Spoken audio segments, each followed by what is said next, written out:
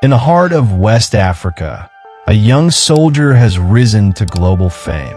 Some call him the new Sankara. Others call him a threat to democracy. But no matter what side you're on, one thing is clear. Ibrahim Traoré, the leader of Burkina Faso, has become one of the most talked about figures in the world today.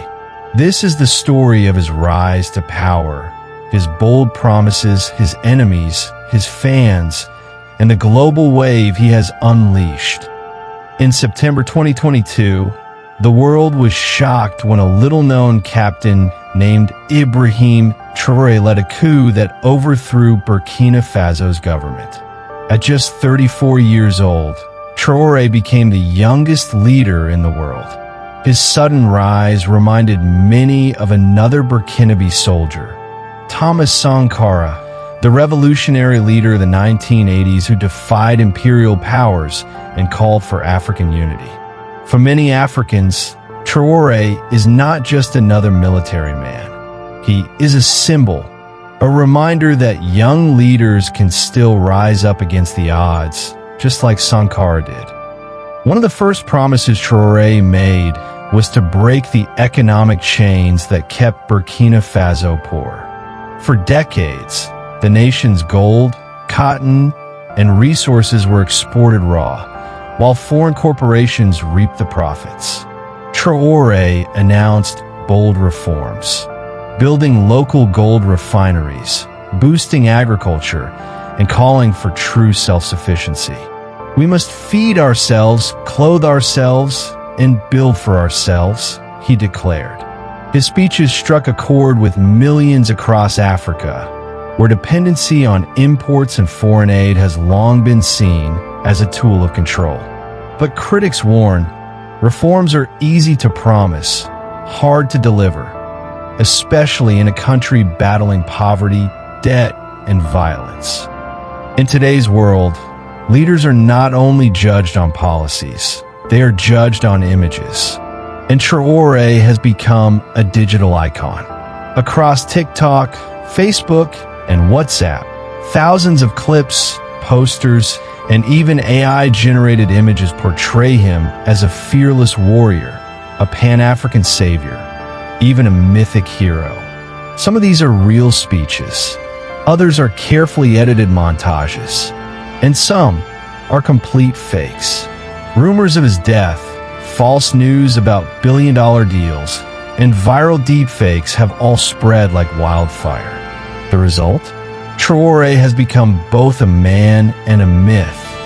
And in the age of social media, myths can be more powerful than reality. Perhaps Traoré's most radical move has been in foreign policy. He broke long-standing military ties with France, the former colonial power, expelling French troops from Burkina Faso. In their place, he turned to new partners, strengthening ties with Russia and joining forces with Mali and Niger to create the alliance of Sahel states.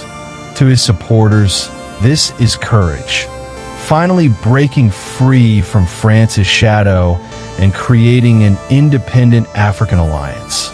To his critics, it's a dangerous gamble, trading one powerful influence for another, while risking further isolation from the West.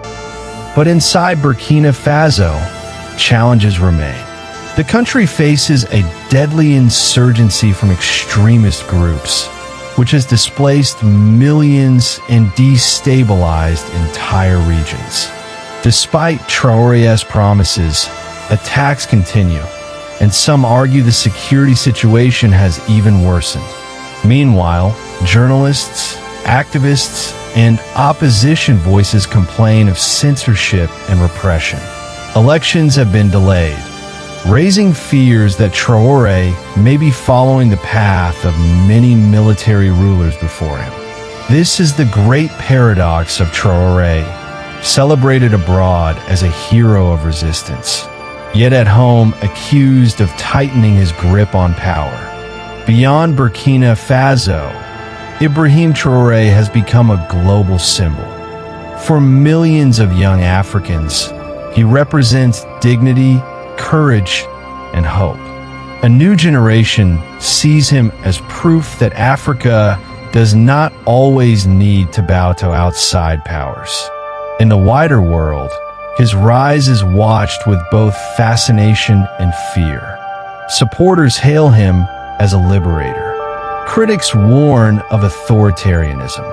But love him or hate him, Ibrahim Traoré has managed to do something extraordinary.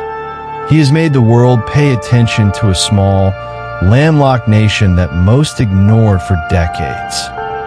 Ibrahim Traoré is more than just a leader. He is a mirror of Africa's struggles and dreams. To some, he is the second coming of Sankara. To others, he is a dangerous strongman in the making. But no matter what the future holds, his story is proof that one man, one speech, one bold move can shake the world. So what do you think? Is Ibrahim Traoré the future of Africa, or just another face in a long cycle of military rule? Let me know in the comments.